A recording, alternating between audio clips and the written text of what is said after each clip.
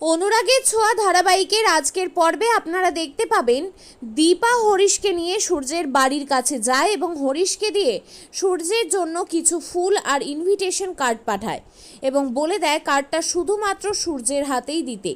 এরপর কলিং বেলের আওয়াজ শুনে উর্মি দরজা খুলে হরিশকে দেখতে পায় এবং দীপার পাঠানো ইনভিটেশন কার্ডের কথা শুনে সূর্যের ভাই ও উর্মি কার্ডটা তাদের দিতে বলে, কিন্তু হরিশ তাদের স্পষ্ট জানায় এটা শুধুমাত্র সূর্যবাবুর জন্য, অন্য কারো হাতেই সে দিতে পারবে না।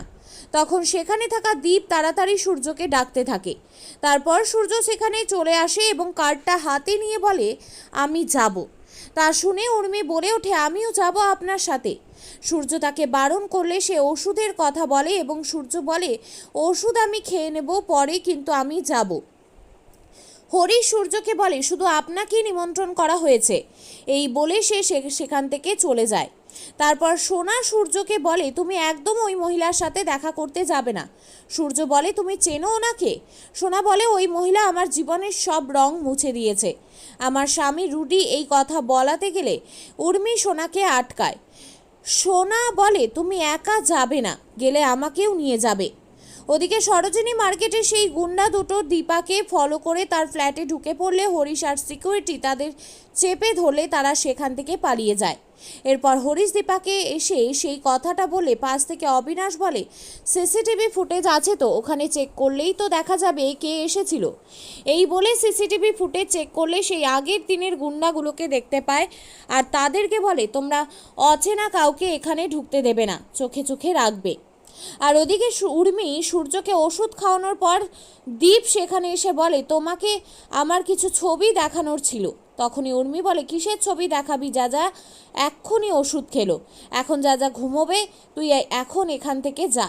পাশ থেকে সূর্য বলে শুধু ছবিই তো দেখাবে, থাক না দেখি। তারপর উর্মি সেখান থেকে চলে গিয়ে আড়াল থেকে দেখে দীপ সূর্যকে তাদের পুরনো ছবি দেখিয়ে দীপার কথা মনে করাচ্ছে।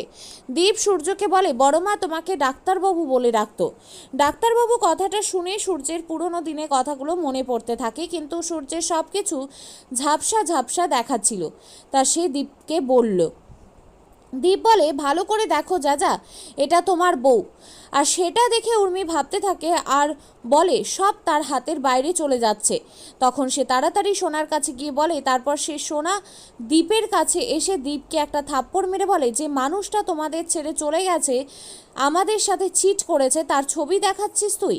এই ছবি তুই আর কখনো দেখাবি না। এই বলে ছবিগুলো সব ছিঁড়ে ফেলতে থাকে। সূর্য বারণ করলেও সে কোনো কথা শোনে না। তারপর সূর্য অসুস্থ হয়ে পড়লে সেই মুহূর্তে উর্মি এসে তাদেরকে সেখান থেকে চলে যেতে বলে। পরের দিন সূর্যের একটা ফুলের পার্সেল আসে। সূর্য উর্মিকে বলে এটা দীপার জন্য, উনি আমায় ফুল দিয়েছিল তাই আমিও ওনাকে ফুল দেব। এই বলে বেরোনোর সময় সোনা বলে আমিও কিন্তু তোমার সাথে যাব। সূর্য বলে হ্যাঁ তুমি যেতেই পারো, কিন্তু তুমি মনে রেখো তুমি ইনভাইটেড নও, তাই এমন কিছু করো না যাতে আমার অসম্মান হয়। এই বলে সূর্য সোনাকে নিয়ে বেরিয়ে যায়। এরপর সূর্য দীপার কাছে এসে দীপাকে ফুলের তোড়াটা দেয়। তো বন্ধুরা তোমাদের কি মনে হয় দীপা যে তার বউ, রূপা যে তাদেরই মেয়ে, এসব কি সূর্যের মনে পড়বে? অবশ্যই কমেন্টে জানাও। আবার দেখা হবে আগামী পর্বের ভিডিওতে, তাই চ্যানেলটিকে সাবস্ক্রাইব করে রাখো সবার আগে দেখার জন্য।